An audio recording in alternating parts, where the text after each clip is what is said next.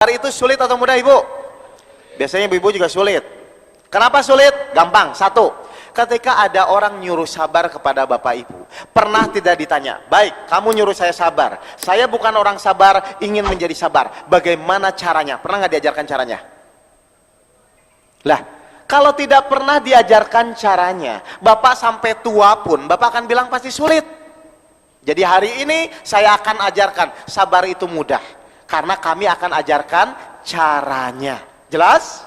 Yang kedua, sholat khusyuk mudah atau sulit? Nah, sulit lagi. Kenapa sulit?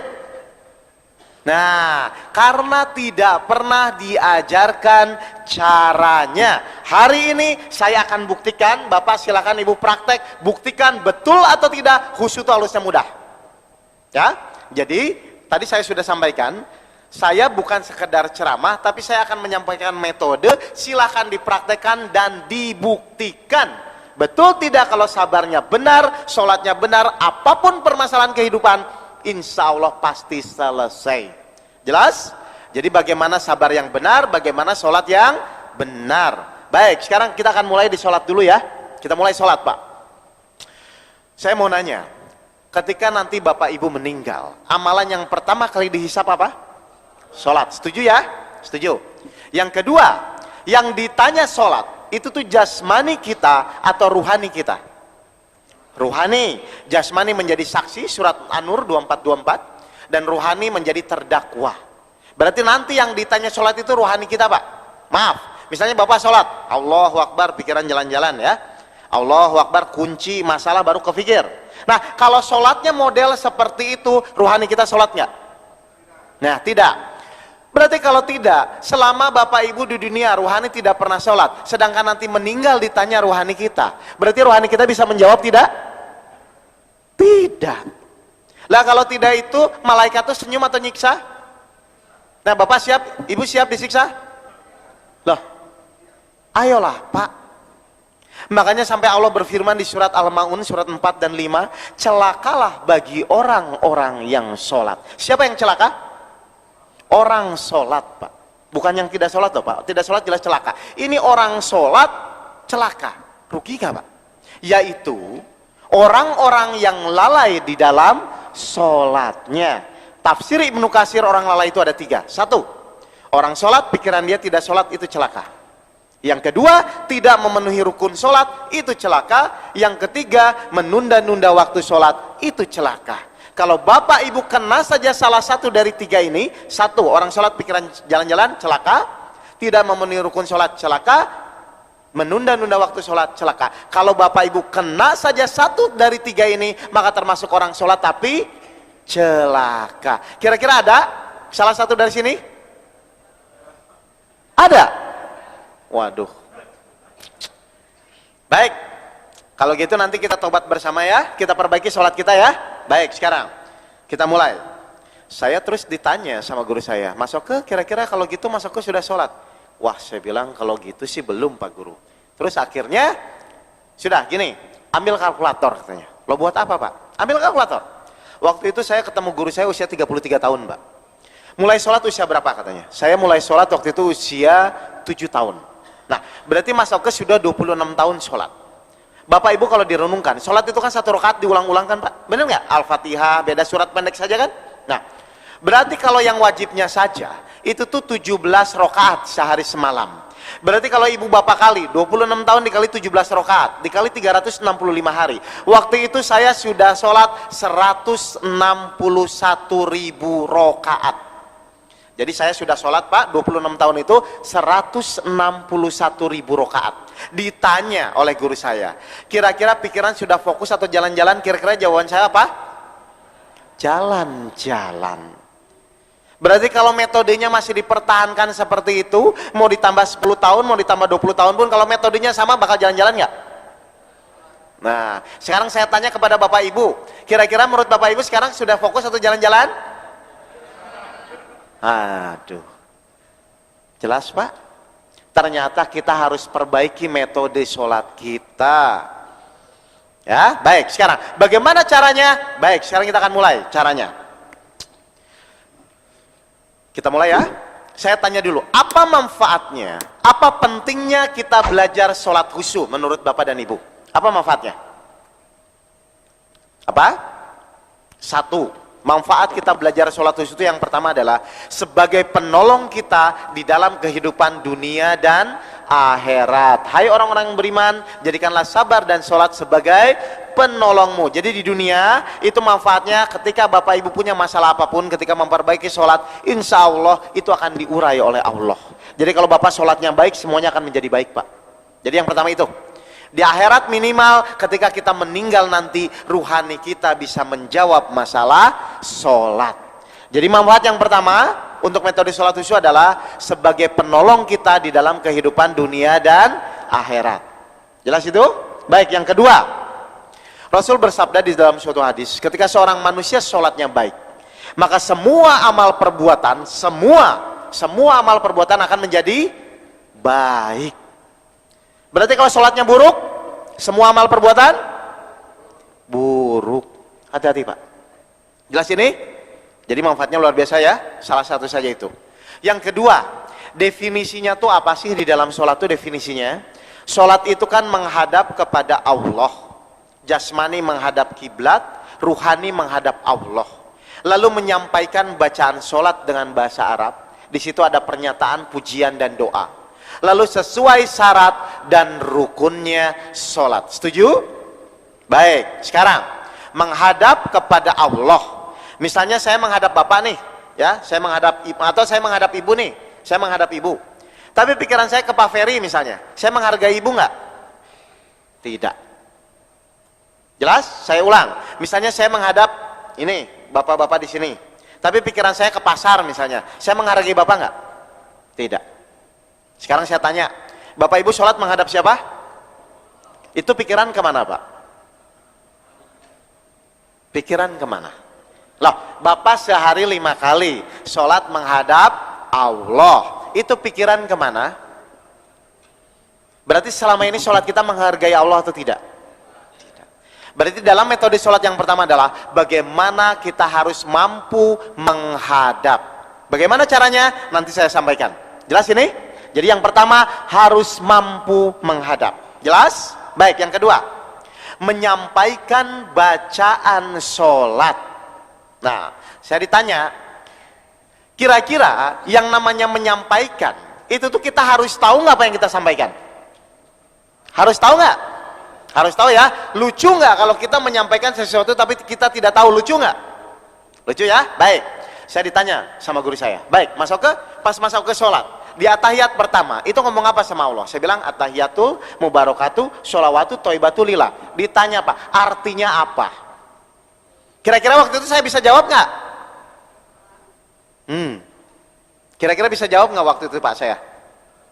Tidak. Berarti lucu nggak selama ini saya sholat? Ditanya, Mas Oke sudah 161.000 rakaat. Yang namanya menyampaikan itu kita harus tahu apa yang kita sampaikan. Ditanya oleh guru saya, waktu di atahiyat pertama tuh ngomong apa sama Allah? Saya bilang atahiyatul mubarakatuh sholawatu toibatu lillah. Terus ditanya, apa artinya? Waktu itu kira-kira saya bisa jawab nggak Pak? Tidak. Berarti selama ini saya sholat lucu Pak. Menyampaikan tapi tidak tahu apa yang disampaikan. Makanya sampai Allah berfirman di surat An-Nisa ayat 43, A'udzubillahi minasyaitonirrajim, Bismillahirrahmanirrahim.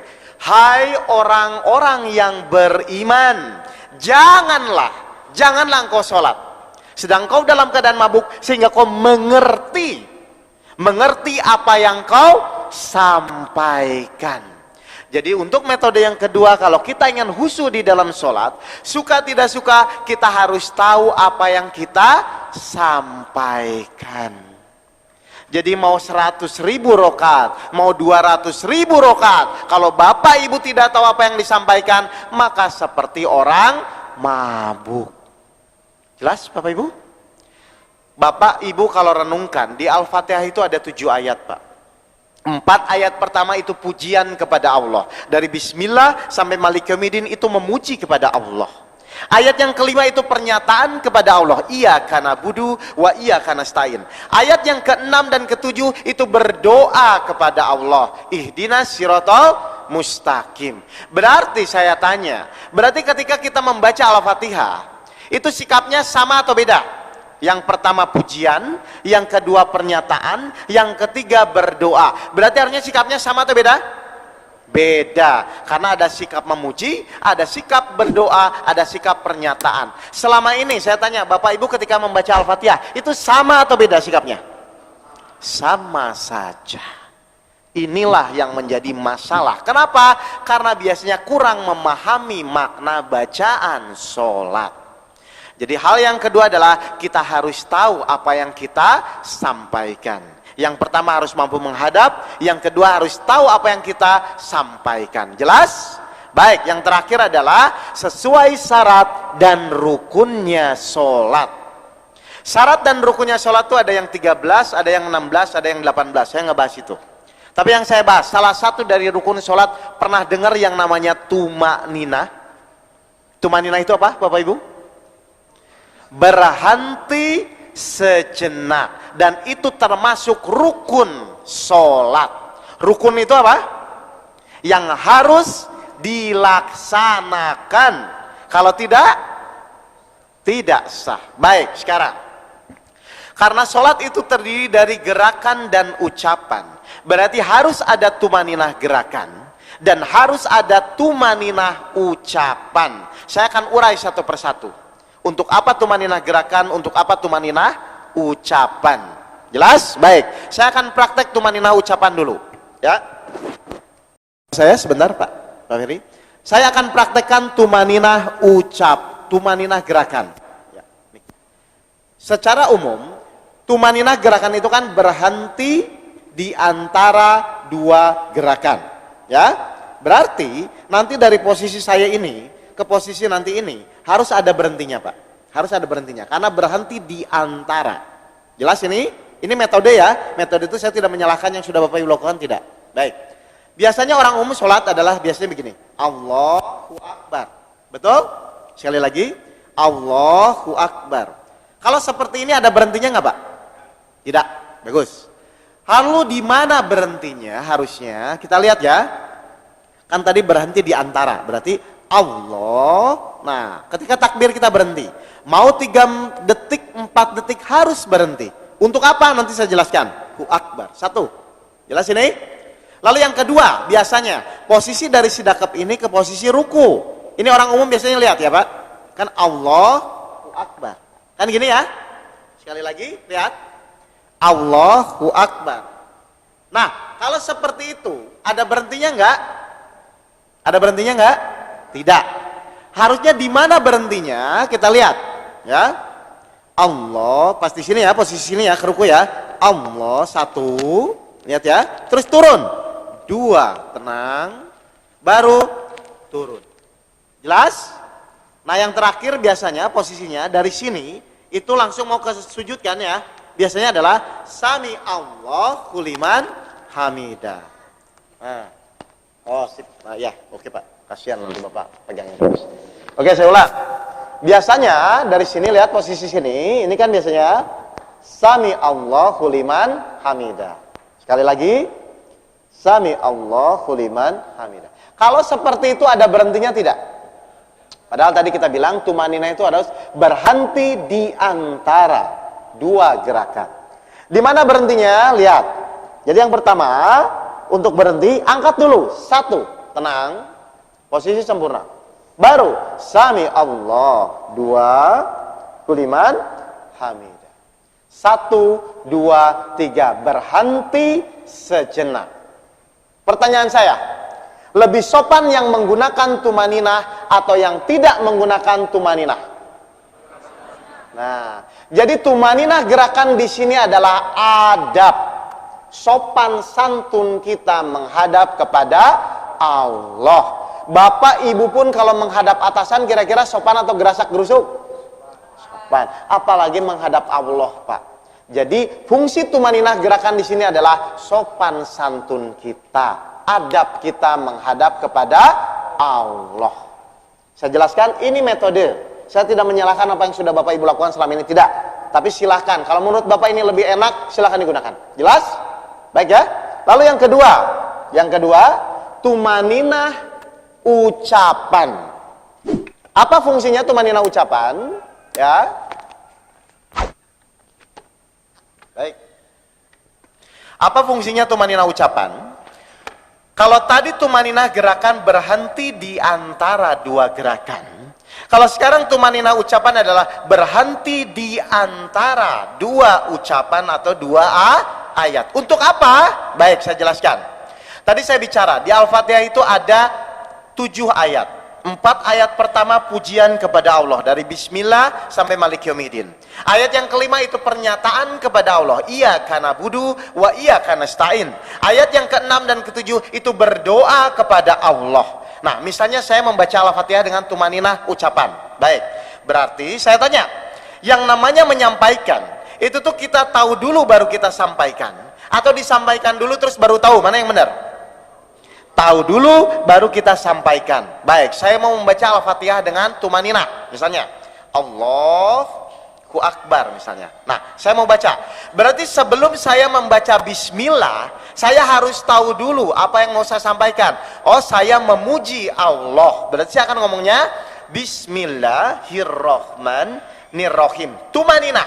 Untuk apa? Sebelum saya menyampaikan Alhamdulillah, saya harus tahu dulu. Oh, saya masih memuji Allah. Alhamdulillahirabbil alamin. Tumanina. Misalnya kita mau loncat. Oh, setelah ini saya mau pernyataan kepada Allah. Berarti saya akan ngomongnya apa? Iyyaka na'budu wa iyyaka nasta'in. Jadi fungsi tumanina ucapan di sini adalah sebelum kita menyampaikan bacaan sholat, kita harus tahu dulu apa yang mau kita sampaikan. Kira-kira kalau orang sholatnya tumanina, pikirannya jalan-jalan nggak, Pak? Tidak mungkin, karena sebelum dia menyampaikan, dia tahu dulu apa yang mau dia sampaikan. Celakalah bagi orang-orang yang sholat tidak memenuhi rukun sholat. Jelas? Kok jadi pada diam gini? Tenang aja, Bu, tenang, Bu. Ini saya cuma menjelaskan apa yang sudah saya alami. Santai aja, kan kita mau berubah ya, kita mau perbaiki ya, Bapak Ibu ya. Baik, jelas ini? Nah, tadi saya sudah bicara, kita akan buktikan betul atau tidak satu rakaat tidak jalan-jalan. Mau nggak? Kita praktek semua, insya Allah nanti setelah keluar dari masjid ini, insya Allah Bapak praktekkan dan insya Allah tidak jalan-jalan. Mau? Baik, baik, kalau mau tolong panitia bantu saya. Mudah-mudahan cukup ya kopiannya. Nah, saya bawa 100 lebih lah, itu sisa dari Padang kemarin. Silakan dibagikan, ibu-ibu juga mudah-mudahan. Adik-adik nanti dulu ya, ibu-ibu aja dulu ya. Ya, gampang adik-adik. Nanti kan ada ustadznya, bisa diajarin aja, Pak. Ibu-ibu sama bapak-bapak dulu. Yang paling urgent soalnya yang tua dulu. Kalau adik-adik secara sunatullah masih panjang lah gitu kan. Kasihan soalnya. Urgent yang sudah dewasa dulu ya. Nanti sholatnya udah berapa ratus ribu rakaat tetap jalan-jalan nanti. Kasihan. Baik, saya tegaskan sekali lagi, ini hanya metode ya Bapak Ibu ya. Namanya metode itu bisa digunakan bisa tidak. Tapi kalau nanti membantu kekhusyuan silakan dipakai. Jadi jangan nanti berdebat di sini terus akhirnya berdebat Bapak belum khusyuk terus sayang nanti. Silakan. Itu cukup buat ibu-ibu, kalau cukup silakan dibagikan dulu sampai semua dapat ya, ibu-ibu.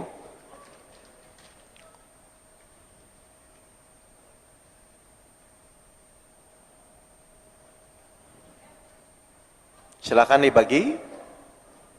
Kita akan buktikan khusyuk itu tidak sulit. Ini penting.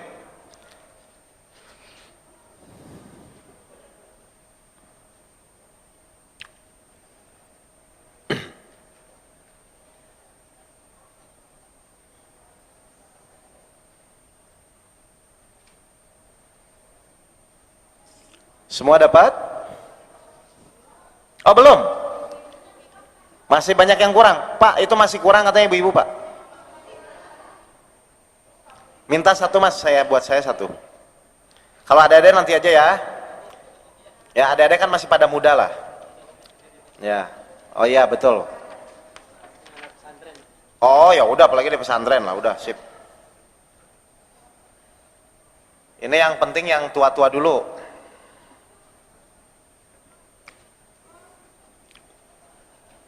Nanti pas kita praktek gini ya Pak ya. Nanti kalau Bapak misalnya masih jalan-jalan, angkat tangan aja. Pak, saya masih jalan-jalan pikirannya. Nanti kasih tahu saya. Saya harus memastikan Bapak keluar dari masjid ini fokus, ya. Dan kita akan dibagi dua tahap ini. Tahap pertama sama tahap kedua. Saya akan buktikan Bapak insya Allah tidak jalan-jalan. Tapi Bapak ikuti dulu metode saya. Nanti kalau masalah setelah itu mau dipakai mau tidak, nggak masalah ya. Tapi saya harus membuktikan khusyuk itu tidak sulit.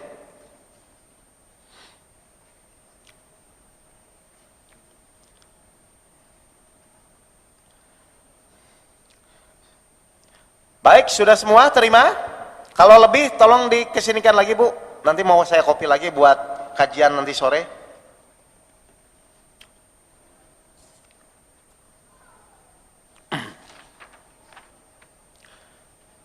Sudah? Dapat semua? Nah, ada lebih? Ya, alhamdulillah. Tutup satu lagi Mas. Oke, baik. Kita akan buktikan sholat khusyuk itu tidak sulit. Nanti kalau Bapak Ibu misalnya jalan-jalan, Pak saya masih jalan-jalan, kasih tahu saya.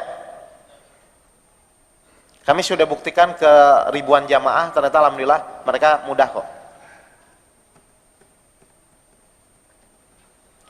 Ya, sudah? Oh alhamdulillah masih banyak, berarti saya masih bisa copy lagi ntar. Cukuplah. Baik, sekarang sebelum kita praktek, coba tolong lihat di belakangnya ada titik sujud nggak? Semua ada titik hitam nggak? Titik warna hitam ada ya semua ya? Karena ini kuncinya Pak. Ada semua titik warna hitam? Ada ya? Oke, kita mulai sekarang. Kita balik lagi kertasnya. Kita lihat diagram sholat. Jadi gini Bapak Ibu. Tadi saya sudah menjelaskan bahwa sholat itu adalah terdiri dari gerakan dan ucapan. Lalu memenuhi syarat dan rukunnya sholat. Itu sudah saya jelaskan ya tadi ya secara verbal. Nah, sekarang pertanyaan yang kedua adalah bagaimana caranya supaya sholat kita fokus, supaya sholat kita tidak jalan-jalan. Ini saya akan sampaikan caranya. Yang pertama, dalam metode sholat khusyuk, yang pertama adalah kalau Bapak Ibu ingin fokus, yang pertama adalah satu, harus bersuara. Apa dasarnya? Dasarnya surat Al-Isra ayat 110. Saya ambil artinya saja. Dan janganlah kamu mengeraskan suaramu dalam sholatmu, dan jangan pula merendahkannya. Ambillah jalan tengah di antara kedua itu. Saya tanya, mengeraskan itu bersuara tidak? Bersuara. Merendahkan itu bersuara tidak? Bersuara. Di tengah-tengah itu bersuara tidak? Jadi sholat itu harus bersuara. Sekeras apa? Dijawab di surat Ar-Araf ayat 55. Dan berdoalah kepada Tuhanmu dengan berendah diri dan suara yang lembut. Jadi cukup terdengar di telinga. Cukup terdengar di telinga. Nanti ketika Bapak Ibu praktek, tolong hanya cukup terdengar di telinga masing-masing ya Pak ya. Jangan ganggu kanan kirinya. Jelas? Jadi yang pertama, sholat itu harus bersuara. Dan cukup terdengar di telinga. Baik. Yang kedua, tidak boleh menggunakan nafsu. Sifat nafsu itu apa? Tergesa-gesa. Baik, saya mau nanya. Bapak Ibu pas waktu baca Rabbik Firli, doa duduk di antara dua sujud. Rabbik Firli sama sampai wafwani. Gimana bacanya? Rabbik Firli waramni wajurni. Nah, itu tergesa-gesa enggak?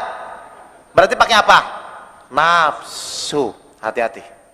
Jadi sholat itu jangan tergesa-gesa. Kenapa? Tergesa-gesa adalah salah satu dari sifat nafsu atau setan. Jelas? Jadi tolong nanti jangan tergesa-gesa. Kita buktikan. Betul tidak kalau dengan tidak tergesa-gesa kita akan fokus. Ya? Baik. Yang ketiga, anggota tubuh sebagai saksi. Mata itu digunakan untuk apa? Melihat. Berarti kalau mata Bapak Ibu ketika sholat, matanya merem, berarti matanya sholat nggak? Hati-hati. Jadi jangan memejamkan mata Pak. Mata harus terbuka. Melihat apa? Melihat tempat sujud atau titik sujud. Makanya saya buatkan ini titik. Ya, nanti fokus mata melihat titik sujud. Jelas ini? Baik. Yang terakhir, harus dalam keadaan sadar. Surat Al-Maun 107 ayat 4 dan 5. Saya tanya, lupa rokaat itu sadar tidak sadar? Lupa rokaat tidak sadar. Tidak sadar itu lalai. Tidak tahu apa yang disampaikan. Lalai atau tidak? Lalai. Ingat ya. Jadi yang kedua harus dalam keadaan Sadar. Nah, saya akan jelaskan selama ini kenapa sih Bapak Ibu sholatnya jalan-jalan. Ini saya mau jelaskan kenapa selama ini Bapak Ibu sholatnya jalan-jalan. Bapak mungkin merasa tidak sadar, Ibu tidak sadar. Gini ya, saya praktekkan dulu. Misalnya ini titik sujud saya, ya, ini titik sujud saya. Misal, ini Bapak Ibu perhatikan dulu saya. Kalau saya sadar, berarti apa yang saya lihat ini? Titik sujud. Ini sadar nih. Orang sadar itu berarti apa yang dia lihat, itu yang dia sampaikan. Berarti sekarang saya masih melihat titik sujud. Orang sadar itu apa yang dia lihat, dia yang pikirkan itu. Kalau saya mikirkan titik sujud, berarti ini titik sujud. Berarti saya sadar. Nah, misalnya saya sholat nih. Ini ibu bapak jalan-jalan tuh gini. Saya sholat, Allahu Akbar misalnya. Pas saya ngomong Bismillahirrohmanirrohim, masih melihat titik sujud. Berarti saya sadar nggak? Sadar. Alhamdulillah masih. Pas Ar-Rahman, tiba-tiba pikiran saya ke mall, ya, ngelihat sepatu. Oke, sekarang apa yang saya lihat? Sepatu. Loh, bener nggak? Lihat, Bismillah, sadar masih melihat titik. Berarti pikiran saya masih sadar. Alhamdulillah masih sadar. Pas Ar-Rahman, tiba-tiba pikiran saya ke mall, terus melihat sepatu. Berarti sekarang apa yang saya lihat? Sepatu. Meskipun harusnya melihat titik sujud, karena pikiran kita mikirkan sepatu, pasti yang kita lihat apa? Sepatu. Kenapa bisa seperti itu? Karena manusia tidak bisa berpikir dalam dua kegiatan sekaligus, Pak. Meskipun ini harusnya Bapak melihat titik sujud, karena pikiran jalan-jalan ke mall, melihat sepatu, pasti yang dilihat sepatu. Nah, parahnya apa? Parahnya ketika pikiran masih mikirin sepatu, Bapak Ibu mulutnya refleks tetap baca Al-Fatihah. Jadi di sini Ar-Rahmanir-Rahim, di sini mikirin sepatu. Itulah mekanisme orang jalan-jalan itu seperti itu. Bener nggak? Pasti itu, Pak. Jadi ketika Bapak misalnya harusnya ngelihat titik sujud, pas masalah datang, pasti yang dilihat masalah. Kalau kunci hilang, pasti yang dilihat kunci hilang. Itu loh, Pak, orang jalan-jalan tuh. Jelas ini? Nah, terus pertanyaannya, bagaimana caranya supaya pikiran kita kembali sadar? Bagaimana caranya? Tumaninah. Diam, berhenti, tenang, lihat lagi, sadar lagi pikiran, melihat titik sujud. Setelah sadar, barulah menyampaikan bacaan sholat. Ar-Rahmanir-Rahim, baru dilanjut. Paham, Pak? Jadi fungsi tumaninah di sini adalah menyadarkan kembali ketika pikiran kita jalan-jalan. Makanya harus berhenti. Jelas ini? Nah, sekarang ayo kita praktek sekarang. Kita balik semua kertasnya. Kita balik kertasnya, kita lihat titik sujud semua. Ya? Kita lihat titik sujud semua. Berarti sekarang apa yang Bapak Ibu lihat? Titik sujud. Nih adik-adik kayaknya cukup nih, Dek. Silakan. Adik-adik ambil nih, biar sama-sama, nggak apa-apa, masih kecil nggak apa-apa, sholat khusyuk, boleh kok, memang boleh. Ya. Jadi sekarang kita akan praktek bagaimana caranya supaya fokus. Jadi ingat, saya akan menjelaskan 2 sesi ya. Tahap pertama, Bapak Ibu fokus dulu 1 sampai 4. Nanti setelah Bapak fokus semua, baru kita lanjut tahap yang kedua, yaitu rasa. Ini penting, Pak. Jadi esensinya malah di tahap yang kedua ini. Ya, siap. Berarti sekarang apa yang kita lihat semua? Titik sujud. Baik. Karena posisi kita duduk, kita baca duduk di antara 2 sujud saja. Dari Rabbik Firli sampai Wafwani ya. Kan Rabbik Firli, Warhamni, Wajburni, Warfa'ni, Warzukni, Wahdini, Wa'afini, Wafwani. 8 ya, 8 ya. Ingat, yang pertama apa yang harus kita sampaikan? Harus bersuara. Jadi tapi cukup terdengar di telinga. Jadi ini kita bacanya nanti harus bersuara ya Pak ya. Bapak Ibu jelas? Baik. Yang kedua apa? Jangan tergesa-gesa. Ingat, berarti bacanya tenang dulu Pak. Jangan disambung. Jangan Rabbik Firli Warhamni, pasti jalan-jalan itu. Bacanya gini. Rabbik Firli. Mata fokus melihat titik sujud. Warhamni. Fokus ya. Wajburni. Nah, misalnya pas warfani pikiran saya ke pasar. Apa yang harus saya lakukan? Diam, lihat lagi titik sujud, baru warfa'ni, warzukni. Jelas? Jangan disambung, Bu. Kalau disambung Bapak jalan-jalan. Ingat ya? Baik. Yang terakhir, yang ketiga apa? Mata melihat titik sujud. Bisa kita mulai? Oke, kita mulai ya. Kita mulai. 8 permintaan. Rabbik Firli sampai Wafwani. Tenang, perlahan-lahan, lihat mata titik sujud. Jangan disambung. Kalau disambung pasti jalan-jalan, Pak. Kita mulai, siap? Ibu-ibu di belakang siap? Oke, kita mulai, siap? 1, 2, 3. Tolong sampaikan dengan tenang dan perlahan-lahan. Silahkan, lihat titik sujud, silahkan.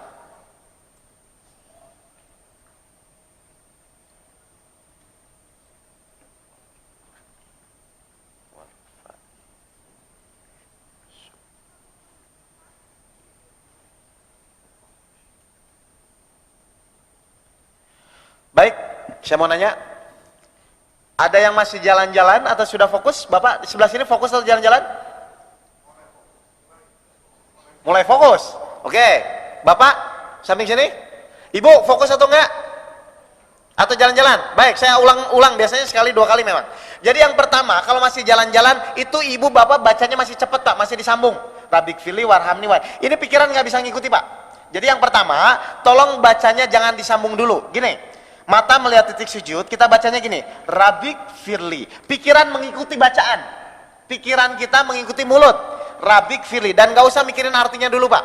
Fokus saja kepada bacaannya dulu ya. Lihat. Rabbik firli warhamni wajburni. Jelas ini? Oke, kita mulai sekali lagi ya. Biasanya memang 3 kali 4 kali Pak. Oke, kita mulai lagi. Siap? Kita mulai.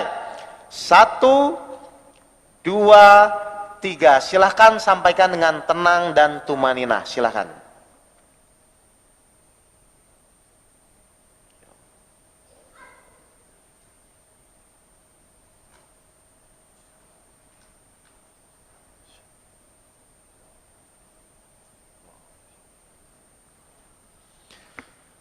Oke, baik. Harusnya fokus. Harusnya. Fokus atau enggak? Ibu? Fokus enggak? Nggak apa-apa, jangan malu. Kalau belum, nggak apa-apa. Fokus atau tidak? Ini saya harus memastikan semua. Jauh sih ibunya ya. Oke, kalau misalnya bapak fokus, berarti ibu harusnya fokus lah. Udah, saya anggap gitu aja ya. Jelas ya? Biar gampang. Jadi intinya harus tenang seperti itu. Nah, sekarang inti sholat yang kedua ini Pak. Kita balik lagi, kita masuk tahap yang kedua. Ini intinya di sini. Insya Allah kalau bapak sudah masuk tahap ini, harusnya sudah tidak jalan-jalan. Kita mulai. Ya. Tadi saya menjelaskan nomor 1 sampai 4. Itu target saya, memang Bapak Ibu yang penting fokus dulu. Itu target pertama. Nah, sekarang hal yang esensinya adalah di nomor tahap kedua ini. Saya akan menjelaskan nomor 5. Lihat. Allah sangat dekat. Surat 50 ayat 16. Allah lebih dekat dari urat leher kita. Pertanyaan saya, Ibu Bapak percaya Allah sangat dekat? Percaya. Pertanyaan kedua, apakah kita sudah dekat? Kalau Allah sudah dekat, apakah kita sudah dekat? Belum tentu. Lah, bagaimana caranya? Bagaimana cirinya? 1, kalau sholat Bapak Ibu masih pikiran jalan-jalan, pasti belum dekat. Yang kedua, ketika mendapatkan permasalahan kehidupan masih pusing, pasti belum dekat. Yang ketiga, ciri orang dekat kepada Allah adalah doanya mudah dikabulkan. Kalau Bapak Ibu belum termasuk yang ini, berarti belum dekat. Kalau merasa dekat, silahkan, boleh-boleh saja. Tapi harus ada tolok ukur, harus ada cirinya dekat kepada Allah. Pertanyaannya, lalu bagaimana caranya supaya kita bisa mendekat kepada Allah? Dengan apa? Dengan apa? Kita bisa mendekat dengan apa? Dengan sholat khusyuk. Khusyuk itu apa? Rasa. Berarti suka tidak suka, kita kalau ingin dekat kepada Allah, sholat harus menggunakan rasa. Bagaimana caranya? Baik, sekarang saya jelaskan. Coba saya mau nanya, gula itu rasanya apa? Oke, tolong jelaskan. Rasa manis adalah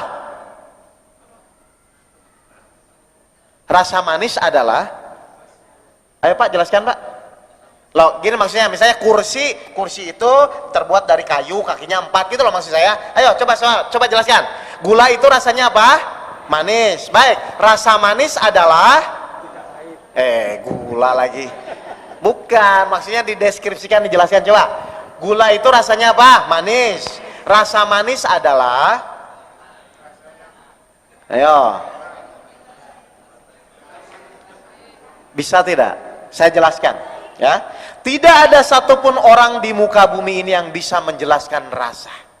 Lah, terus lalu bagaimana? Sedangkan Allah hanya bisa didekati dengan rasa. Bagaimana caranya? Gampang.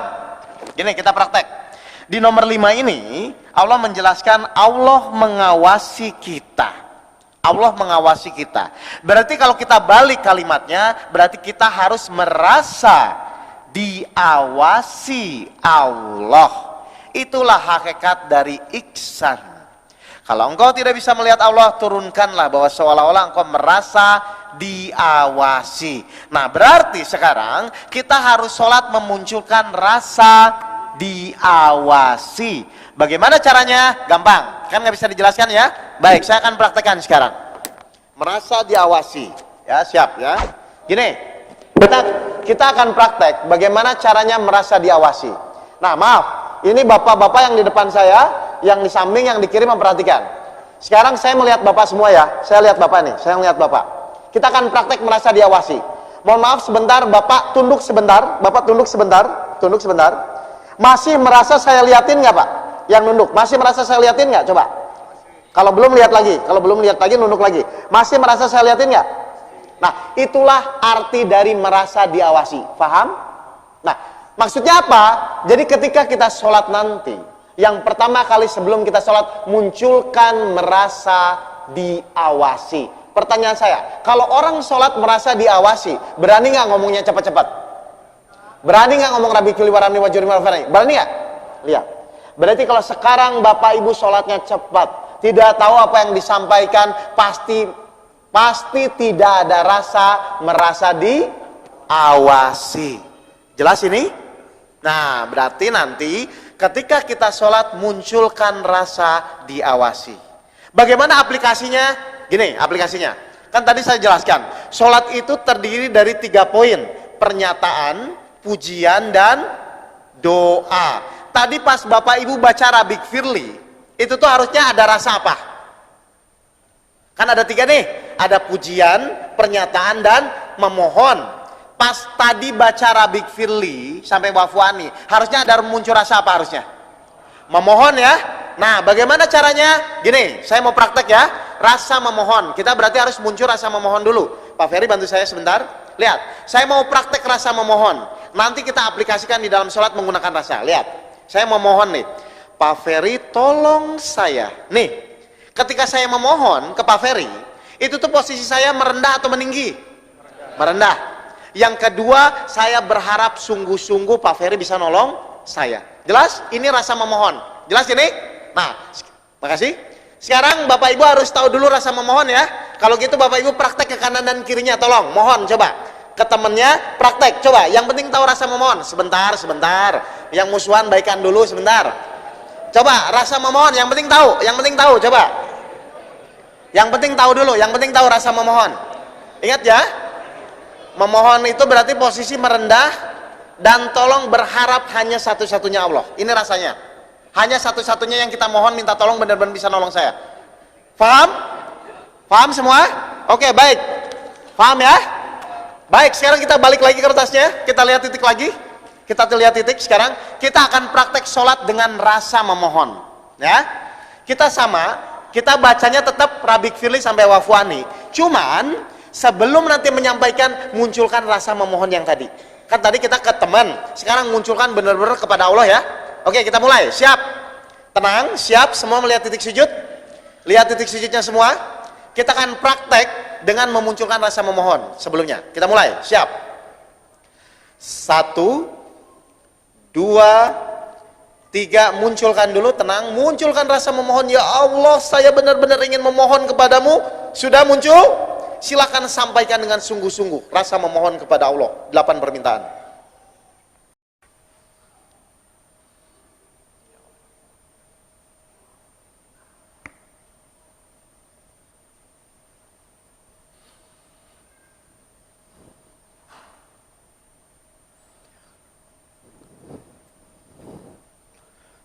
Baik, jalan-jalan nggak? Tidak mungkin, Pak. Jelas, Bapak Ibu? Kenapa tidak jalan-jalan? Kenapa ketika kita munculkan rasa kok kita menangis? Kenapa dengan memunculkan rasa kok jadi fokus total? Kenapa? Saya jelaskan. Karena ketika Bapak memunculkan rasa, maka secara otomatis ruhani kita mulai sholat. Itu loh Pak. Jadi ketika nanti Bapak munculkan rasa di dalam sholat, dengan secara otomatis ruhani kita sholat. Sekarang saya tanya balik sekarang. Sudah berapa tahun rohani Bapak Ibu tidak sholat? Ya. Bayangkan. Sedangkan kalau kita ingin sholat menggunakan rohani kita, harus memunculkan rasa. Di sholat itu cuma ada 3 Pak, cuma ada 3 rasa. Rasa memohon, rasa memuji, dan rasa pernyataan. Kalau pernyataan itu diwujudkan di luar sholat. Inna sholati wa nusuki, iya kana budu wa iya kana stain, asyhadu alla ilaha illallah. Itu diwujudkan di luar sholat. Tapi kebanyakan di dalam sholat itu tuh hanya ada 2 rasa, kebanyakan. Memuji dan memohon. Jelas ini? Nah, berarti nanti ketika Bapak Ibu dalam sholat, nih saya mau praktek sholat ya. Jelas ya tadi rasa memohon gitu ya. Jadi gini nanti, ketika kita akan praktek di dalam sholat, berarti apa yang harus dimunculkan? Misalnya di sholat itu cuma ada 3 rasa ya, memohon, pernyataan, dan memuji. Ini kan cuma 3 ini. Nah, misalnya saya mau sholat, misalnya saya mau takbir, berarti apa yang harus saya munculkan ketika saya mau takbir? Rasa apa? Memuji. Munculkan dulu. Tenang, saya mau memuji Allah. Allahu Akbar. Ini langsung kerasa Pak. Jelas ini? Nah, terus kita baca Al-Fatihah kan? 4 ayat pertama pujian. Tahu dulu, baru kita sampaikan. Tenang. Bismillahirrahmanirrahim. Dengan kondisi rasa memuji. Jelas ini? Lalu ayat yang kelima apa? Pernyataan. Pernyataan itu gini, Pak besok saya datang. Berarti saya harus membuktikan pernyataan di luar sholat itu kan? Berarti iya kana budu wa iya kana stain. Ayat yang ke-6 dan ke-7 apa? Berdoa, memohon. Tunjukilah kami jalan yang lurus. Berarti mau sikap memohon kayak tadi. Ihdinas siratal mustaqim. Tenang saja Pak, munculkan rasa. Secara otomatis nanti Bapak Ibu akan sholat dengan sangat-sangat enak. Jelas? Menikmati sholat. Terus setelah itu apa? Kita ruku misalnya. Nah, sama ruku pun dari sini. Allah, ini udah memuji ya. Turun ya, tenang. Allahu Akbar. Nah, pas posisi ruku, ini tolong jangan langsung ngomong. Biasanya langsung kan, subhana. Jangan dulu Pak, tenang Pak, tumaninah dulu. Untuk apa? Memunculkan rasa. Rasa apa ketika kita mau ruku? Memuji. Tenang, memuji itu rasanya bersungguh-sungguh. Tenang.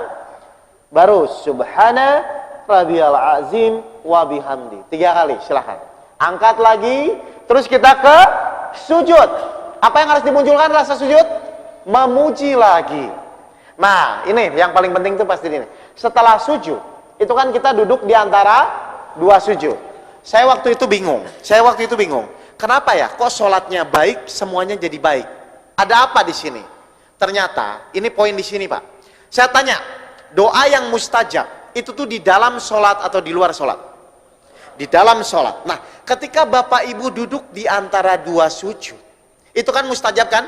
Kalau Bapak Ibu mintanya pakai rasa kayak tadi, itu 8 Bu. 1, ya Tuhanku ampunilah saya, Rabbik firli, kasihanilah saya, warhamni, tutuplah aib saya, wajburni, angkatlah derajat saya, warfa'ni, berilah saya rezeki, warzukni, berilah saya petunjuk bagi yang punya masalah, wahdini, berilah saya kesehatan bagi yang sakit, wa'afini, maafkanlah saya, wafu'ani. Kalau 8 permintaan 17 kali sehari semalam, dan kita mintanya dengan rasa seperti tadi, kira-kira harusnya Allah kabulkan tidak Pak? Sholatnya baik, semuanya menjadi baik. Inilah sholat yang menolong saya di 2008 akhir ketika saya bangkrut total, ketika istri saya mau bercerai, dan ketika saya mau dipenjara. Ini sholat yang menolong saya Pak. Saya rubah sholat saya bukan dari kuantitas, tapi kualitas sholatnya.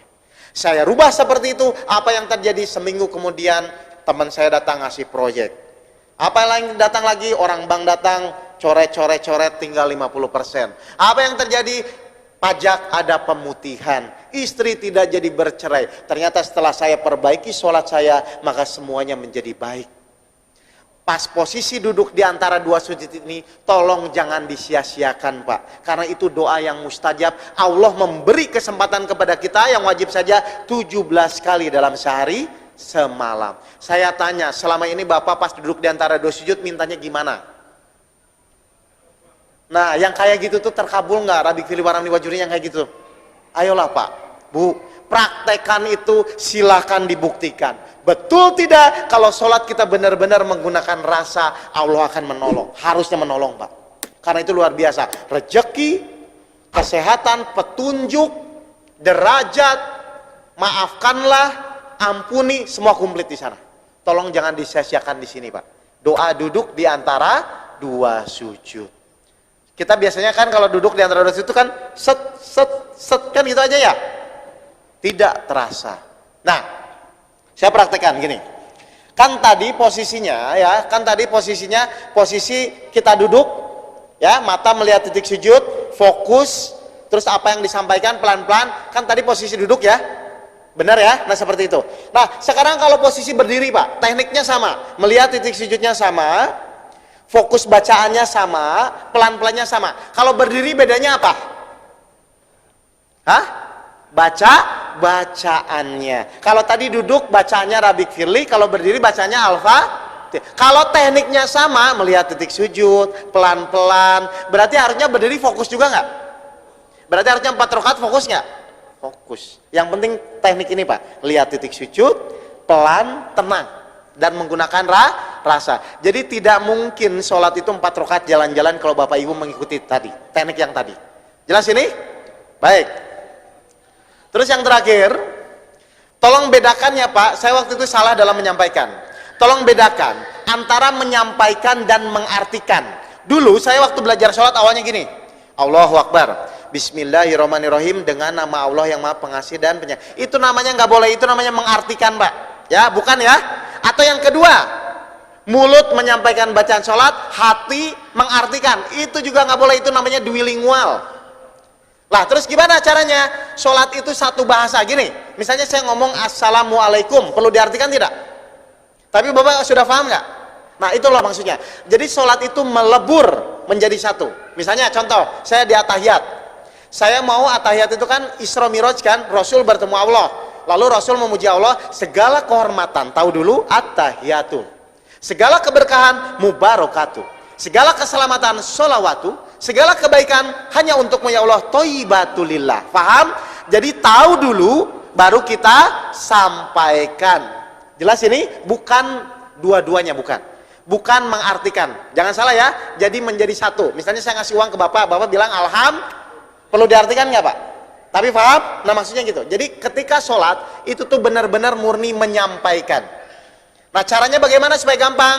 Saya dulu gini, saya simpen buku arti bacaan sholat di samping saya awalnya.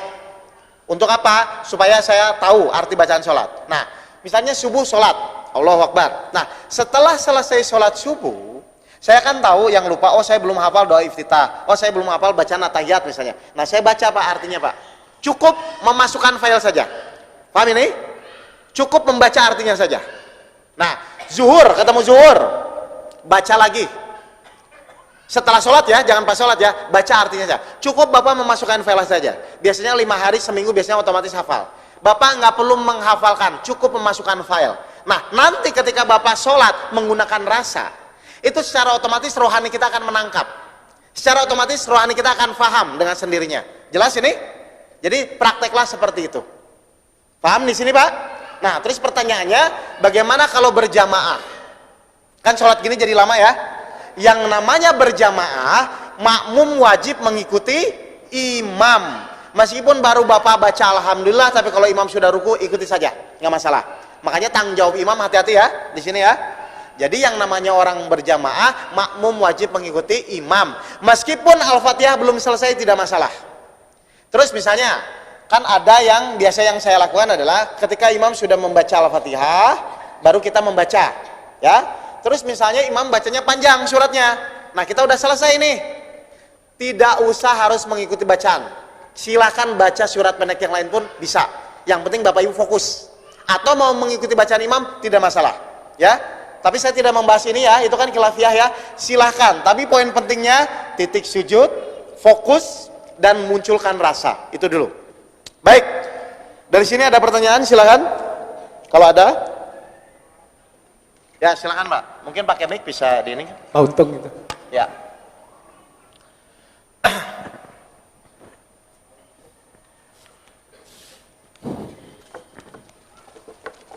Assalamualaikum Pak Ustadz. Waalaikumsalam. Saya mau tanya mengenai titik sujud tadi. Ya. Kita dalam memandang itu boleh berkedip atau tidak pertama. Boleh apa Pak? Boleh berkedip atau tidak. Oh boleh. Yang kedua, boleh kita menggunakan alat bantu. Nah bagus. Gini, bagus Pak. Jadi dulu waktu saya pertama belajar sholat, saya beli sejadah yang kecil itu loh Pak. Kan ini karpet kan nggak ada titiknya ya. Nah saya beli sejadah yang kecil, yang segini tuh Pak. Nah itu saya beli sengaja, sejadahnya hitam, terus titik putih sendiri. Atau sejadahnya putih, titik hitam sendiri. Jadi saya buat sendiri. Nah itu biasanya saya bawa kemana-mana Pak. Nah entah kenapa hilang mungkin ya. Akhirnya saya sekarang pakai HP. Tapi HP-nya dimatiin dulu. Nah misalnya gini nih, paling gampang. Misalnya saya pakai HP ya. Ini kan di HP itu ada titik kamera kan ya. Ada titik kameranya ya. Nah misalnya saya mau sholat di sini. Berarti saya simpan titik sujudnya di sini Pak. Jangan pas sujud nanti. Ini kan di sini. Jadi saya bisa ngeliat fokus ke titik. Nah, ketika sujud kan lewat ini. Ini kan di sini. Jelas, Pak? Karena kalau tidak ada titik itu susah fokusnya. Saya pun sama. Jadi sampai sekarang saya kalau sholat saya matikan HP, terus saya simpan di tengah saya. Kalau dulu saya pakai sejadah yang kecil itu. Bagus pertanyaannya. Jadi langsung aplikasi, betul Pak? Nanti silakan dipraktekkan. Baik, ada pertanyaan lain? Sebelum kita ke metode sabar? Ibu-ibu ada? Kalau tidak saya masuk ke metode sabar supaya komplit. Jadi nanti kalau sabarnya benar, sholatnya benar, pasti ditolong Allah. Jelas? Baik. Ya silakan Pak. Nah, ada mic-nya, bantu teman-teman. Sebentar Pak, biar semua mendengar pertanyaannya. Assalamualaikum warahmatullahi wabarakatuh. Tadi mengulangi masalah kalau jamaah, kita kan memang mengutamakan untuk jamaah Ustaz. Betul. Jadi semua bacaan itu apakah kalau memang imam sudah sujud atau rukut atau belum selesai kita bacanya apa nggak apa-apa gitu? Nggak masalah Pak, nggak masalah. Ya, termasuk Robi Firli tadi baru setengah-setengah. Betul. Oh, gitu. Oke, jadi memang kalau untuk hukum mufarid, untuk sendiri, memang kan rukunnya itu Al-Fatihah harus selesai. Ya, terus rukunnya yang kedua, misalnya dalam memuji juga satu kali nggak masalah. Nah ini biasanya saya pakai kalau kita sholat di stasiun Pak, di mall kan itu harus cepet-cepet ya. Kalau kita sholatnya kayak tadi kan kebayang dari doa iftitah, Al-Fatihah surat pendek, oh orang dilemparin orang ya. Nah saya biasanya kalau misalnya posisinya di mall terburu-buru, saya biasanya baca rukunnya saja, yaitu Al-Fatihah. Terus cukup pas kita memuji sekali saja. Itu tapi kondisi darurat ya. Tapi saya tidak sarankan itu. Tapi kalau darurat ya mau apa? Namanya darurat. Tapi kalau misalnya kondisi normal, tolong harusnya semaksimal mungkin lah, full. Karena kan kita menghadap kepada Allah. Ya, silakan Pak. Assalamualaikum warahmatullahi wabarakatuh. Waalaikumsalam warahmatullahi wabarakatuh. Sama bertanya Pak, bagaimana supaya orang sakit supaya cepat sembuh? Gimana? Oke, bagus. Ya, ini saya cerita nih. Sebulan yang lalu saya waktu ngisi kajian di Ungaran Semarang, itu tuh saya ada jamaah ibu-ibu, dia sakit kanker rahim Pak, kanker rahim stadium 4. Dia udah putus asa, dia datang ke sana, Pak Ustadz tolong saya, ini apa yang harus saya lakukan. Terus saya bilang, Bu, kalau Allah mau menolong, kalau Allah menolong ibu kira-kira beres nggak? Insya Allah beres. Berarti apa yang harus ibu lakukan? Fokus ke syarat, sabar dan sholat. Dia fokus, 2 bulan kemudian sembuh total. Kenapa? Allah nolong. Ini saya mau kasih tahu ke Bapak ya, sebentar biar jelas pola berpikirnya. Maaf ya, misalnya HP saya rusak ya, misalnya HP saya rusak misalnya, mohon maaf, misalnya HP saya rusak, terus misalnya Pak Ferry ini ahli memperbaiki HP, pertanyaan saya, kalau HP rusak yang paling gampang itu saya ngutak-ngutik HP saya atau saya kasih ke ahlinya? Kasih ke ahlinya aja ya, berarti yang paling gampang saya serahkan ke Pak Ferry sebagai ahlinya. Pertanyaan saya, ketika baru diserahkan HP saya beres nggak? Ketika baru diserahkan, beres nggak? Tidak. Terus apa yang harus saya lakukan? Tanya syaratnya, benar nggak? Pak Ferry, ini kalau HP ini ingin beres, syaratnya apa? Terus Pak Ferry bilang, siapkan uang 300.000 misalnya ya. Pertanyaan saya, berarti sekarang saya masih mikirin HP yang rusak atau mencari uang 300.000? Mencari uang 300.000, setelah saya dapat, saya kasih ke Pak Ferry, insya Allah HP-nya beres nggak nanti? Beres, karena saya sudah penuhi syaratnya. Setuju? Oke. Misalnya ini penyakit Pak, ya, ini penyakit, ini masalah, saya ingin tahu Bapak Ibu tuh ketika ada masalah, Bapak Ibu tuh sering ngutak-ngutik masalahnya atau menyerahkan kepada ahlinya? Biasanya yang mana? Nah, ayo saya tanya, kalau masalah datang, Bapak Ibu tuh senang ngutak-ngutik masalahnya atau menyerahkan kepada ahlinya? Ngutak-ngutik dulu. Jelas nggak? Ini yang membuat lama nih. Yang paling gampang apa harusnya? Serahkan saja kepada ahlinya. Siapa ahlinya? Allah. Sudah beres belum? Belum. Berarti kita harus tanya apa? Syaratnya. Syaratnya apa tadi? Sholat dan sabar. Masih mikirin nggak masalahnya? Tidak, karena kita sudah percaya. Kita serahkan kepada Allah. Bapak perbaiki syaratnya, sabar dan sholatnya pas. Kalau menurut Allah pas, pasti diselesaikanlah masalahnya, apapun masalahnya. Atau nanti kita diskusi gampang ya Pak ya. Tapi jelas? Ya. Terima kasih Pak ya. Ya. Jadi tolong kalau ingin Allah yang menolong, jangan utak-utik masalahnya. Cukup penuhi saja syaratnya. Paling gampang kan Pak harusnya kan? Orang yang pusing tuh ikut ngutak-ngutik masalah. Ngerti? Nah, bagus. Ada pertanyaan lain? Jelas ini? Oke, kalau jelas, saya mau masuk ke metode yang kedua, yaitu metode sabar. Karena saya harus komplit ini. Oh iya Bu, silakan. Bisa mic-nya nyampe nggak ke ibu-ibu di sana? Ibu-ibu di sana kasihan mic-nya, mungkin bisa disampaikan.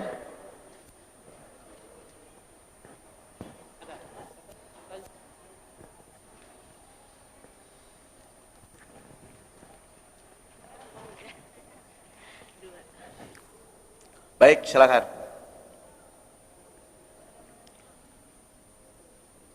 Ya.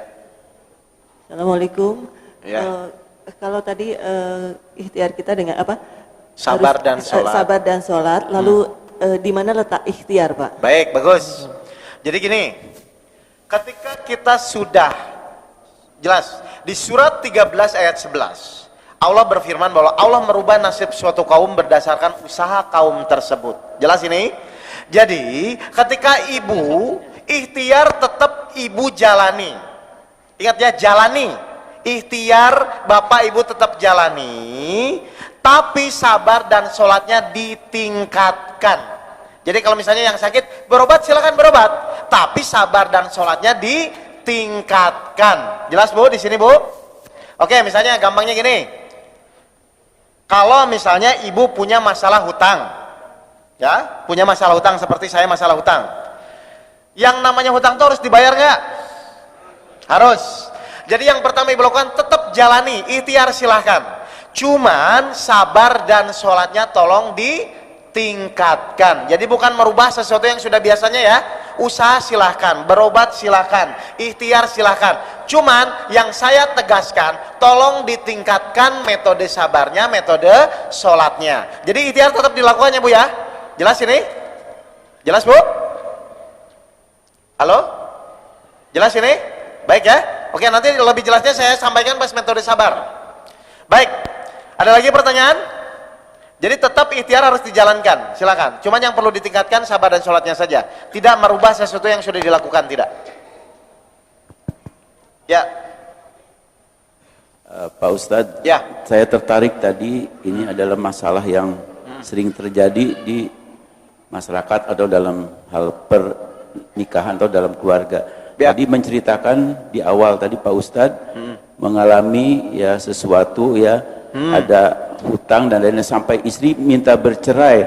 Nah itu Ya. terus kemudian bagaimana sampai seperti sekarang ini Baik. menjadi maju kembali, apa yang Ya. menyebabkan Pak Ustadz Nah ini bagus ke pertanyaan. arah sini gitu. Ya, gini. terima kasih. Baik, saya akan cerita pengalaman saya saja. Jadi waktu itu kan saya setahun lebih sebenarnya di 2000 awal tuh udah bangkrut Pak. Sebenarnya udah kondisi kolab lah. Akhirnya saya berusaha tuh ikhtiar semaksimal mungkin. Habis-habisan Pak, kesana kesini kesana kesini.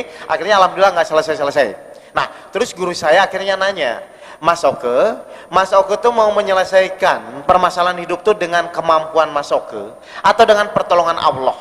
Terus saya bilang, Pak, dengan kemampuan saya sudah mentok. Saya udah nggak bisa mikir Pak. Kalau gitu ya sudah pakai dengan kemampuan Allah. Maksudnya gimana Pak? Masalah tetap dijalani. Masalah tetap dijalani, apapun tetap dihadapi. Tapi tolong tingkatkan sekarang sabar yang benar dan sholat yang benar. Akhirnya apa yang terjadi? Setelah saya merubah itu, ternyata tiba-tiba Tiba-tiba tuh berarti udah pertolongan Allah semua ya. Allah menggiring. Nah ini penting. Allah menggiring teman saya datang ke rumah saya, lalu dia bilang, "Ke, ini ada proyek, silakan. Estimasi keuntungannya hampir 500 juta. Kamu pakai." Kira-kira siapa yang bisa menggiring itu? Allah. Tapi Allah menggiring kan harus syaratnya terpenuhi kan? Berarti sabar kita harus benar, sholat kita harus benar. Jadi ikhtiar silakan, sunatullahnya namanya ikhtiar, kita harus lakukan. Tapi hal yang terpenting adalah kita pun harus penuhi syaratnya. Karena kalau ibu bapak tidak penuhi syaratnya, mau ikhtiar habis-habisan pun, kalau belum memenuhi syarat, biasanya nggak akan ditolong Pak. Seperti kejadian saya di 2008 awal. Jelas ini? Nah, ketika saya perbaiki apa? Tiba-tiba seminggu kemudian teman saya datang ngasih proyek ke saya. Dan itu mudah proyeknya. Terus yang kedua, tiba-tiba orang bank datang. Allah menggerakkan Bapak Ibu. Karena Allah janji untuk menolong kan, setelah sabar kita, sholat kita benar. Datang, tiba-tiba orang bank mau ke bangkrut, ya akhirnya dihitunglah kalkulasi hutang pokok saya. Akhirnya saya suruh cuman membayar pokok. Terus tiba-tiba datang lagi orang pajak. Pokok, alhamdulillah 2009 ada pemutihan pajak. Kenapa bisa seperti itu? Allah yang menggerakkan. Allah memenuhi janjinya untuk menolong kita. Nah yang sering salah itu gini Pak, kita ngukur kemampuan kita ngukur kemampuan Allah berdasarkan kemampuan kita, itu yang salah. Jadi Bapak bilang, oh nggak mungkin kanker leukemia bisa sembuh loh. Kalau Allah yang nolong beres Pak. Kalau Allah yang menolong beres. Jadi jangan coba-coba Bapak ngukur kemampuan Allah berdasarkan kemampuan kita. Nggak mungkin Pak, suami saya udah 20 tahun begini, 3 hari beres Bu. Benar. Selama ada ibu rumah tangga 4 tahun tiap hari berantem, semalam beres Pak. Jadi jangan mengukur kemampuan Allah berdasarkan kemampuan kita, ini salahnya kita Pak. Makanya tadi saya bilang, 5 juta sama 2 miliar, mana yang lebih cepat lunas? 5 juta kan? Saya geser, kalau 5 juta tidak ditolong Allah, 2 miliar ditolong Allah, mana yang lebih cepat lunas? 2 miliar. Inilah Pak, pola berpikir Pak. Jadi tolong jangan coba-coba ngomong tidak mungkin. Kalau tidak mungkin, ibu masih menyelesaikan dengan kemampuan ibu. Kalau ingin mungkin, yakin bahwa Allah yang menolong. Syaratnya apa? Penuhi saja syaratnya. Sabar yang benar, sholat yang benar. Masalah jalani saja. Jelas? Bagus Pak ya? Jadi intinya ketika saya sudah perbaiki sabar dan sholat saya, dengan mudahnya Allah menggerakkan semua orang yang intinya mengabulkan doa saya untuk diselesaikan permasalahan hidup saya. Paham di sini? Jadi tidak ada yang tidak mungkin kalau Allah menolong permasalahan kita. Tidak ada yang tidak mungkin. Bagus. Ada lagi pertanyaan? Ya Pak, silakan.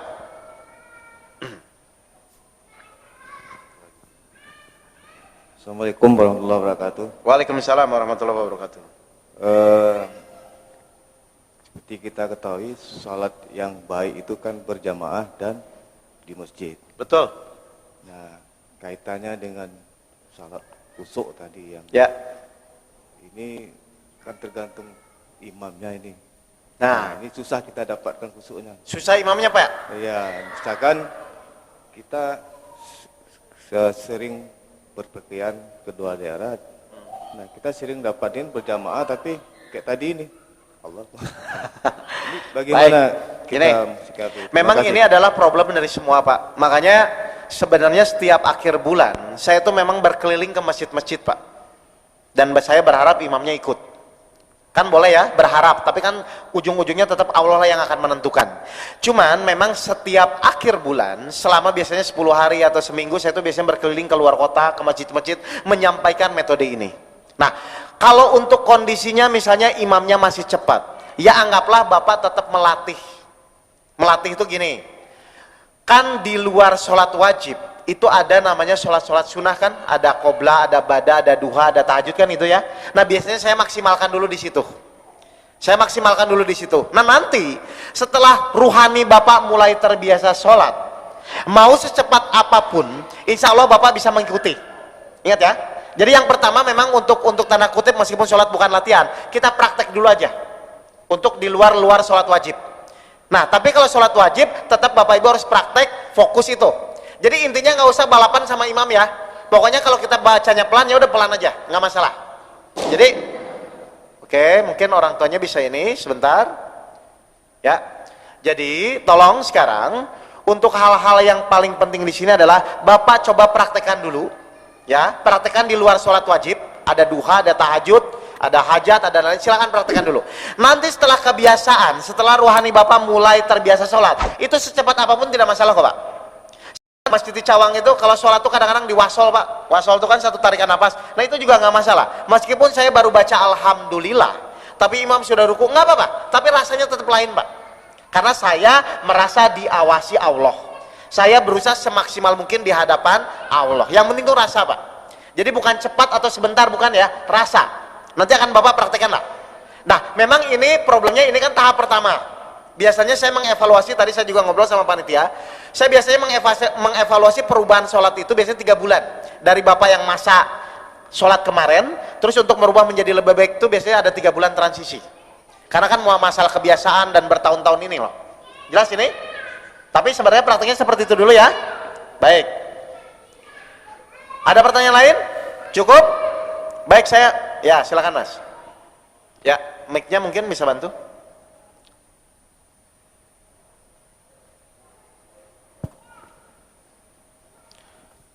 Assalamualaikum warahmatullahi wabarakatuh. Waalaikumsalam warahmatullahi wabarakatuh.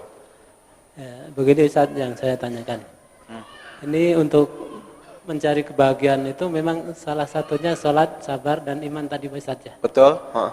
Tapi ada pengalaman itu Pak ya. Orang yang durhaka kepada orang tua itu kok kadang-kadang saya perhatikan hidupnya itu. Jadi gini, gitu. saya jelaskan ya Pak ya. Yes. Kita itu hanya berusaha. Urusan hasil itu Allah yang tahu. Cuman ketika kita membaca di Al-Fatihah, saya tanya, semua orang yang saya di sini itu kan pasti ingin bahagia kan? Betul ya? Ingin bahagia dan ingin menikmati dalam hidupnya. Coba lihat di Al-Fatihah, itu tuh ketika kita bicara ihdinas sirotol mustaqim, itu tuh kita minta bahagia atau minta jalan yang lurus? Nah, kok nggak minta bahagia? Kenapa? Ayo, saya kasih tahu.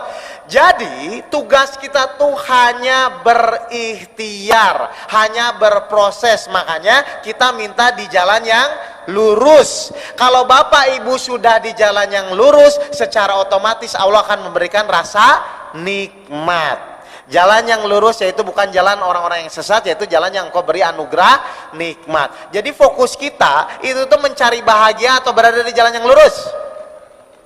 Cukup kita berada di jalan yang lurus Pak. Nah kalau durhaka kepada orang tua, itu tuh di jalan yang lurus atau tidak? Pasti tidak bahagia.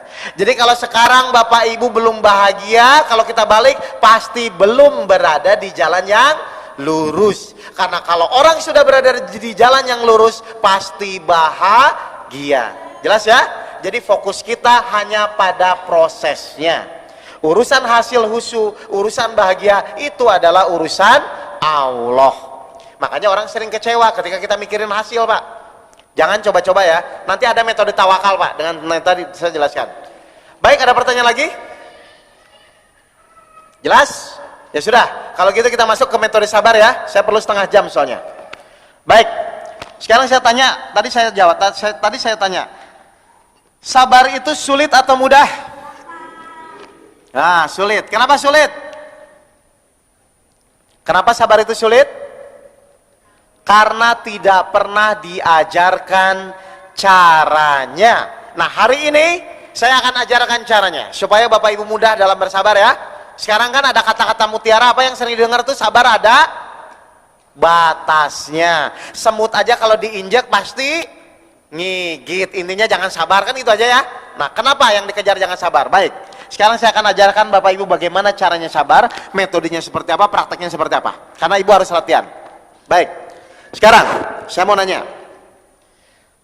Di dunia ini kan hanya ada 2 kejadian, ya.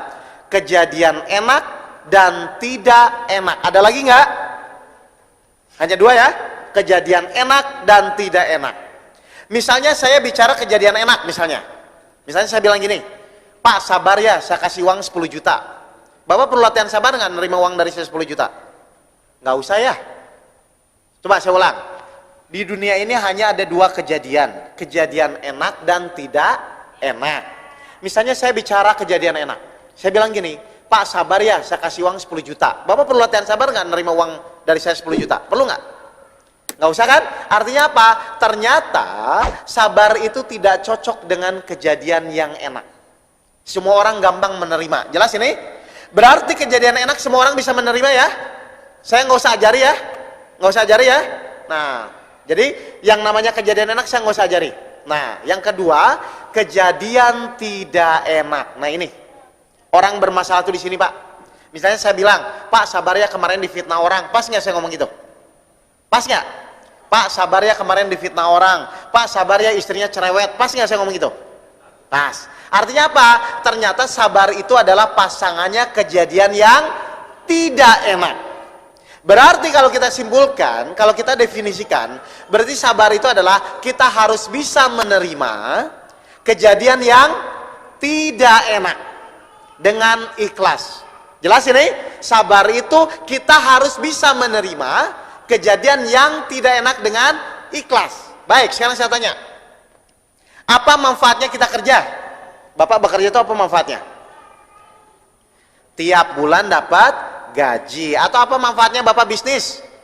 Dapat keuntungan. Akhirnya kalau Bapak tahu manfaatnya, pergi pagi pulang malam dilakukan kan? Karena tahu manfaatnya. Jelas? Baik, saya tanya, apa manfaatnya sabar? Ayo. Nah ini. Loh, semua orang Pak, kalau tidak tahu manfaatnya, ini masalah. Dia nggak akan mau. Makanya ada kata-kata sabar ada batasnya. Bapak tadi saya tanya, ibu tadi saya tanya, apa manfaatnya bekerja? Oh, tiap bulan dapat gaji. Artinya pergi pagi, pulang sore Bapak mau melakukan. Karena tahu manfaatnya. Sekarang saya tanya, apa manfaatnya sabar? Kenapa? Nah, mau sabar terus? Nah, belum tentu. Jelas ini? Saya jelaskan. Yang pertama, betul Pak. Manfaat kita sabar yang pertama adalah innaullaha ma'asabirin. Sesungguhnya, Allah bersumpah Pak. Sesungguhnya aku beserta orang-orang yang sabar. Saya tanya, kalau cuman hutang 2 miliar, istri mau cerai, dan saya mau dipenjara, kalau saya bersama Allah, beres nggak? Lihat, sesungguhnya Allah beserta orang-orang yang sabar. Kalau Bapak sabarnya benar, pasti masalah beres. Berarti kalau sekarang istri masih cerewet, Bapak sudah merasa sabar, tapi istri masih cerewet, berarti Bapak sabar belum? Belum. Karena kalau Bapak sabar, istrinya insya Allah berubah. Akhlaknya ya Pak, bukan istrinya. Akhlak istrinya berubah. Dari yang tidak cerewet menjadi, dari yang cerewet menjadi tidak cerewet. Jelas ini? Kalau Bapak sabar, harusnya masalah Bapak selesai. Berarti kalau Bapak sekarang belum selesai masalahnya, berarti Bapak belum sabar. Kenapa? Sesungguhnya Allah beserta orang-orang yang sabar. Jadi pertanyaan saya, mau tidak belajar sabar? Nah, sekarang udah tahu Pak manfaatnya. Oh, sabar itu ternyata bersama Allah. Jelas ini? Yang kedua, surat Az-Zumar, surat 39 ayat 10. Sesungguhnya pahala orang sabar itu tanpa batas. Sedekah masih ada 10, 40, 400, 700. Ini pahala orang sabar itu tanpa batas. Luar biasa kan? Yang terakhir, meskipun masih banyak, nanti di dalam suatu hadis, nanti ada satu golongan. Golongan itu tidak akan dihisap. Dia langsung masuk surganya Allah. Golongan apa itu? Orang-orang yang sabar. Jadi pertanyaan saya, mau atau tidak belajar sabar? Nah, baru sekarang jelas. Jadi sabar ada batasnya enggak? Tidak. Nah, sekarang bagaimana caranya? Tadi definisinya sabar itu apa? Mampu menerima. Mampu menerima kejadian yang tidak enak. Baik, Pak Ferry bantu saya. Kita akan praktekkan. Kita akan praktekkan sabar sebenarnya itu seperti apa, supaya Bapak Ibu bersama Allah. Nih lihat.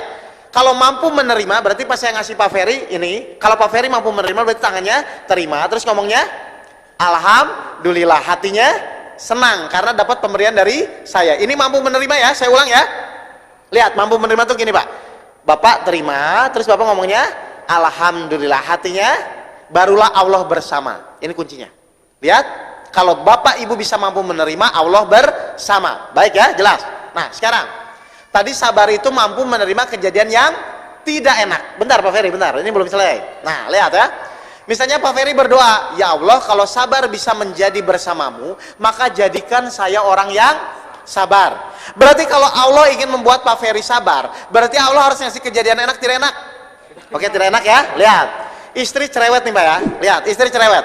Nah kalau Pak Ferry mampu menerima pas istrinya cerewet marah-marah, berarti Pak Ferry tangannya terima, terus ngomongnya, Alhamdulillah istri saya cerewet, hatinya kok. Saya ulang, lihat. Sabar itu kan mampu menerima, benar? Kejadian apa? Tidak enak, mampu menerima itu saya ngasih, Bapak terima, terus Bapak ngomongnya, Alhamdulillah hatinya senang. Lihat ya, Bapak Ibu ingin bersama Allah kan? Ya Allah jadikan saya orang yang sabar. Kalau Allah ingin membuat Pak Ferry sabar, berarti Allah harus ngasih kejadian enak tidak enak? Oke, tidak enak ya. Ini kejadian istri cerewet nih. Pak Ferry dimaki-maki istrinya. Pas nggak? Nah, kalau Pak Ferry mampu menerima, berarti pas dimaki-maki istrinya, berarti tangannya terima, terus ngomongnya, Alhamdulillah. Dimaki-maki istri, hatinya, nah sudah. Loh, di mana salahnya? Ayo, saya mau tanya. Di mana salahnya? Ada nggak? Ayo, di mana salahnya? Inilah Pak, saya kasih tahu. Setahun lebih saya berusaha menyelesaikan masalah saya. Hutang saya, istri saya, dan saya mau dipenjara. Ternyata saya tidak mampu menerima Pak. Pas saya datang ke guru saya, salah Mas Oge kalau berpikir seperti itu. Loh salah gimana Pak? Akhirnya guru saya menjelaskan, begini loh caranya. Akhirnya ketika mampu menerima, ketika sholat saya mulai diperbaiki, dirubahlah situasi keadaan saya. Karena sesungguhnya Allah beserta orang-orang yang sabar. Nah sekarang tinggal Bapak tanyanya, Pak bagaimana caranya dimaki-maki istri bisa Nah itu kan? Mau tahu caranya? Ibu mau nggak? Suaminya dimaki-maki ngomong Alhamdulillah, mau nggak? Nah lihat, saya mau ajarkan caranya sekarang. Ya, baru sekarang. Kan Bapak tinggal tanya, ini kok atau saya tanya, selama ini gimana? Kalau dimaki-maki suami, dimaki-maki istri, selama ini gimana? Ada yang ngomong Alhamdulillah nggak? Nah ini, makanya nggak bersama Allah Pak. Loh, saya kasih tahu. Baik, ya sekarang akan saya ajarkan bagaimana caranya dimaki-maki suami, dimaki-maki istri bisa Alhamdulillah. Bagaimana caranya? Baik, sekarang kita masuk metodenya ya. Setuju atau tidak bahwa apapun kejadian di muka bumi ini harus atas izin Allah? Setuju atau tidak?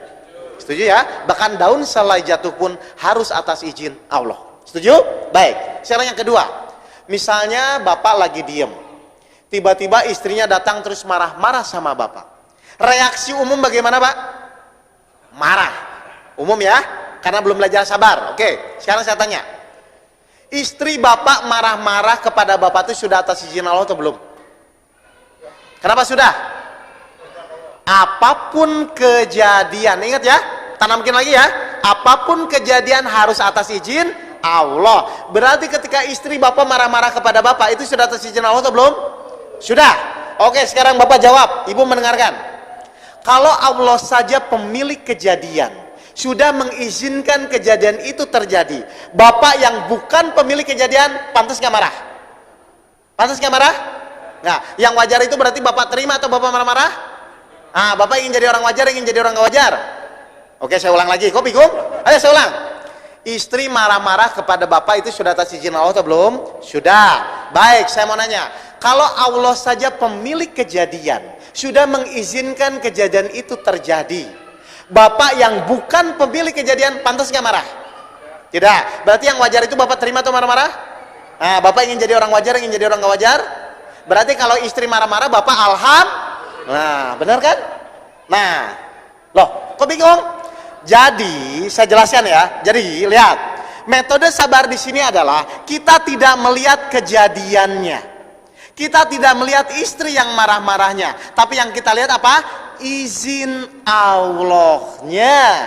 Saya tanya, kejadian dulu atau izin Allah dulu? Izin Allah. Berarti kalau Bapak normal, ketika ada kejadian, harusnya yang Bapak lihat tuh kejadiannya atau izinnya? Izin, oke. Sekarang, siapa yang mengizinkan?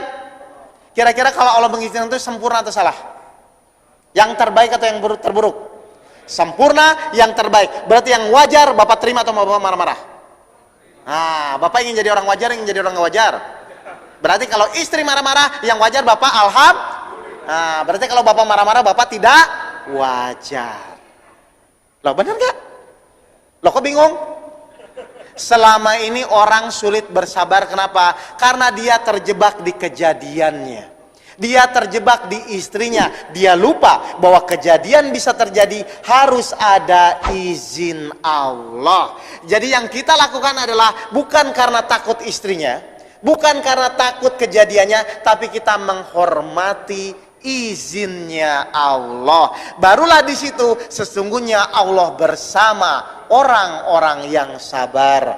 Barulah di situ sesungguhnya pahala orang sabar itu tanpa batas. Barulah di situ masuk surga tanpa hisab. Ketika kita menghormati izinnya Allah. Ngerti? Nih paling gampang ya, maaf biar gampang praktek. Langsung prakteknya aja gini. Misalnya Allah tidak bertempat tinggal ya, saya cuman gampangin aja. Misalnya izin Allah tuh di sini. Misalnya izin Allah di sini. Misalnya Pak Ferry bantu saya lagi. Lihat. Misalnya izin Allah tuh di sini. Nah, terus misalnya Pak Ferry nyubit saya, misalnya pelan-pelan ya Pak ya. Nah, ini misalnya nyubit saya. Kalau saya meyakini izin Allah, berarti saya tuh fokus ke Pak Ferry yang nyubit saya, atau saya langsung melihat Allah? Saya langsung melihat izin Allah kan? Saya kan ngomong, ya Allah karena izinmu Pak Ferry nyubit saya, maka saya terima. Pengaruh nggak Pak Ferry nyubit? Nggak. Terus Pak Ferry ngomel. Yang saya lihat tuh Pak Ferry-nya atau langsung izin Allah lagi? Saya ngomong, Pak, karena ini izinmu ya Allah, saya terima. Kalau orang seperti itu artinya mudah nggak sabarnya? Pasti mudah, karena Allah tidak berkomentar. Yang kedua izinnya pasti sempurna. Ngerti?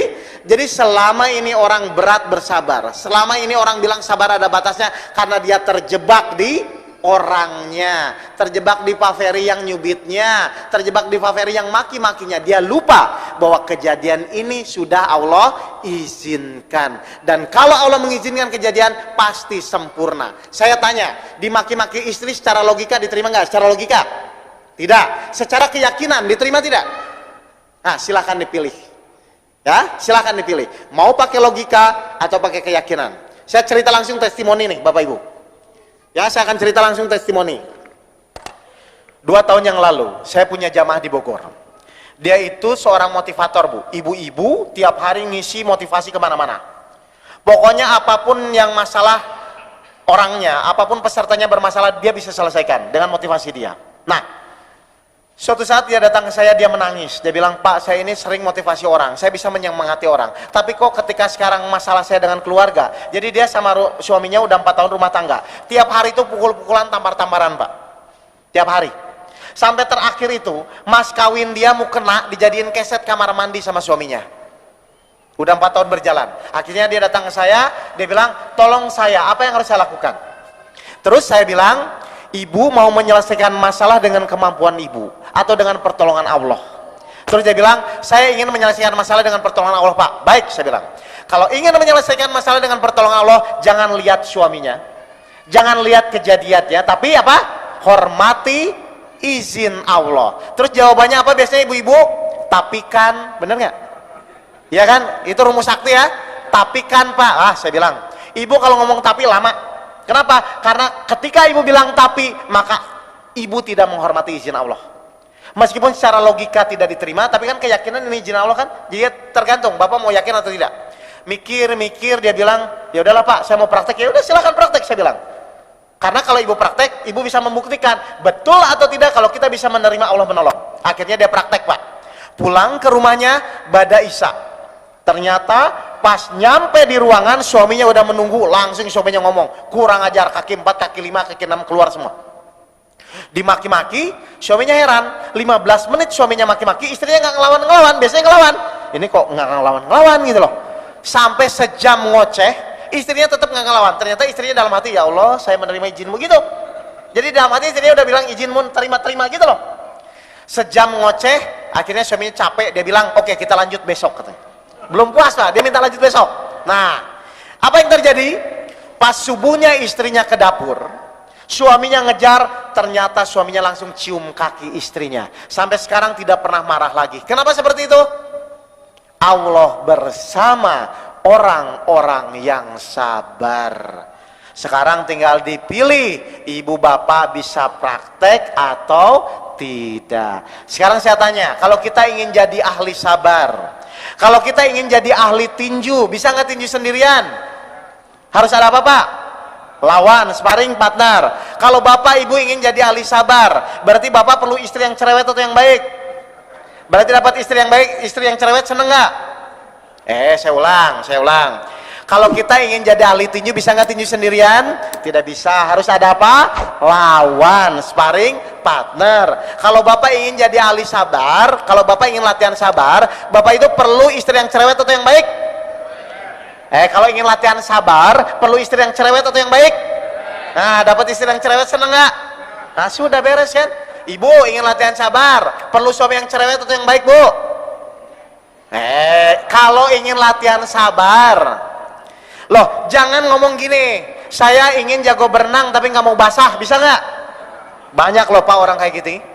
Saya ingin bersama Allah tapi nggak mau latihan, bisa nggak? Nggak bisa. Jadi kalau istri cerewet senang nggak Bapak?